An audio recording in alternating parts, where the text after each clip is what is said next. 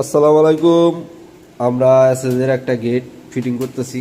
আমাদের মিস্ত্রি সাহেব কাজ করতেছে। দেখি ক্ষমাটা একটু দেখান। হ্যাঁ, মস্তা হইতেছে না?